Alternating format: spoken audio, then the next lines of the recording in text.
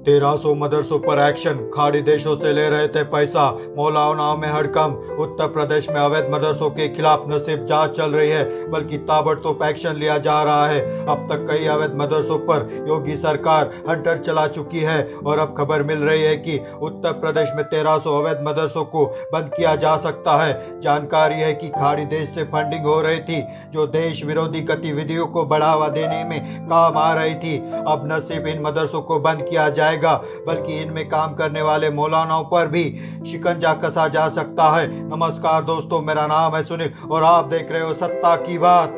आपको बता दें, पिछले काफी वक्त से योगी सरकार के आदेश पर एसआईटी इन अवैध मदरसों को लेकर जांच कर रही थी। जांच के दायरे में जो मदरसे आए हैं उनमें से ज्यादातर नेपाल सीमा पर मौजूद है। एसआईटी ने अपनी रिपोर्ट में यह दावा किया है कि इन मदरसों का निर्माण और इनका संचालन ही खाड़ी देशों से आ रहे पैसों से किया जा रहा है। हैरानी की बात तो यह है कि 1-2 साल नहीं बल्कि लगभग 20 सालों से यह अवैध मदरसे खाड़ी देशों से पैसे लेकर पल रहे हैं। अब जरा सोचिए, कोई खाड़ी देश यूपी के मदरसों को पैसा यूं ही मुफ्त में बांटेगा नहीं। अवैध मदरसों की आड़ में यहाँ से क्या क्या गोरख धंधे किए जा रहे थे, अब इसका पता लगाया जाएगा। अब बड़ा सवाल यह है कि ये सब एसआईटी को पता कैसे चला। दरअसल एसआईटी ने अपनी जांच को आगे बढ़ाया तो वह इस मदरसों तक पहुंचे। इन मदरसों की ना कोई कमाई का साधन था, ना खर्चे का कोई ब्यौरा। एसआईटी ने इसकी रिपोर्ट मांगी तो मदरसे के मौलाना बगले झांकते हुए नजर आए। एसआईटी के अधिकारियों को शक हुआ, बस फिर क्या, जांच आगे बढ़ाई तो वही हुआ जिसका शक था। अधिकतर अवैध मदरसे खाड़ी देशों से पैसा लेते हुए नजर आ रहे हैं और इसके सबूत मिले हैं।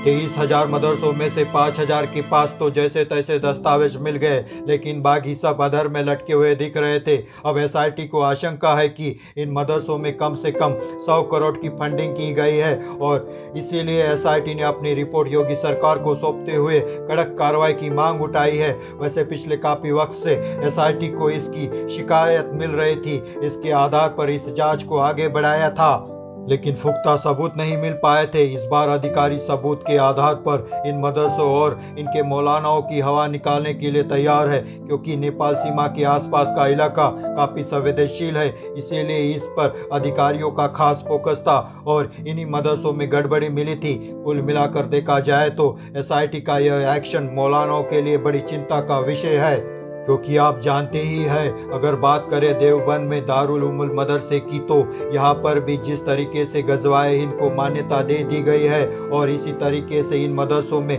क्या हो रहा है, फिर वह चाहे अवैध हो या वैध मदरसे हो, क्या तामील दी जा रही है, इसका पता हर किसी को होना चाहिए। और इसीलिए आपने गौर किया होगा कि जब से योगी सरकार सत्ता में आई है तब से सर्वे कराए जा रहे हैं और इन सर्वे में चौंकाने वाले खुलासे हो रहे हैं।